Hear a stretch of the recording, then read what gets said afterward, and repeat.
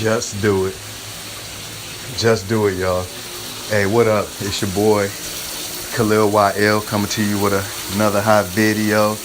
Man, I was in the middle of my meditation, man, and just had this dominant thought. So I had to stop my meditation and come share this with y'all. This is how much I love y'all, right? Makes me think back, man, to when I got to the point where, see, I was late to the game, really figuring out that, I was different to everybody else because of my skin tone. I was late to the party. Part of it was a good reason. Part of the reason, and obviously the main reason, is because my mom raised me and my little sisters with love, So with that being said, I projected what she taught me, how she raised me. So I never really noticed the differences based on your quote-unquote race until I got into the workforce, until I got to the Grosse Pointe Yacht Club, my senior year of high school. And then from after that, I really seen how it was when I got to corporate America for the News and Free Press, where I worked for 14 years. And the yacht club, I was there for 7 years, right? That's that Capricorn shit. Hey, we loyal to the motherfucker. If we say we're gonna do something, or if we're your friend or in a relationship with you, it's gonna take a whole lot to get rid of us. Feel me? The most loyal sign in the zodiac, Capricorn. Do your research. But anyway, so I remember when I wanted this job in sales, right? And at the time, there was no one that looked like me in that job. Well, there were a few black women, but there were no black men in that job. But that didn't even cross my mind. But what I was aware of was I would be treated differently, and I knew that I had to work, harder than the next man, right?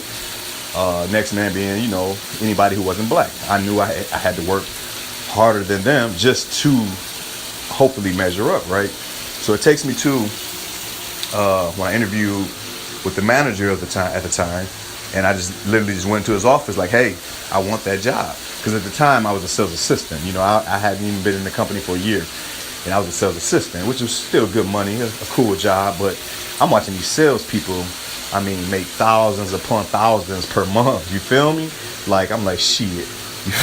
You know what I'm saying? I'm like, if they can do it, I don't give a fuck what color they are. I don't give a fuck if they Jesus Christ shit.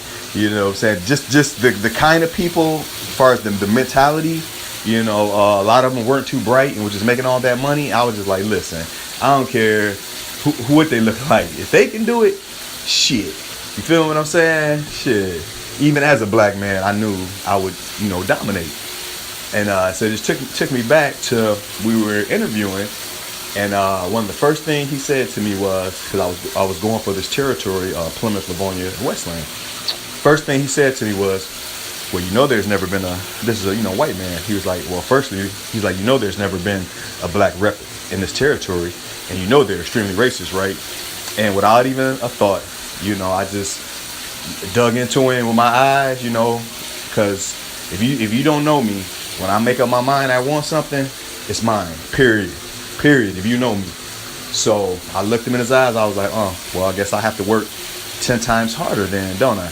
I was like, it was mine, and I knew what I wanted to do.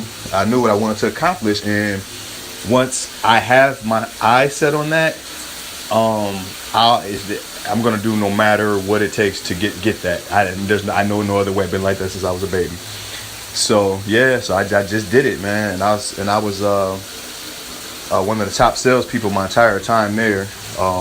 Regularly carried the most active accounts. My grind was serious. But you got to look for where I come from, though. You feel me? You know what I'm saying? So yeah, my grind was serious. So yeah, I dominated that job like I knew I would. Stayed with the company for 14 years and decided, the corporate world, the fake world, playing that game every day just wasn't for me. But you know what?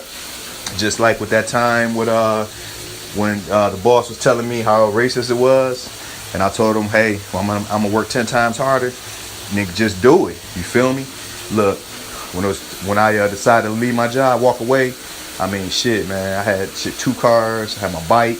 You know, I had a nice little spot in Farmington Hills. You know what I'm saying? I got kids. I mean, I had some serious shit to pay, and I just walked up out that bitch. Just do it. You feel me?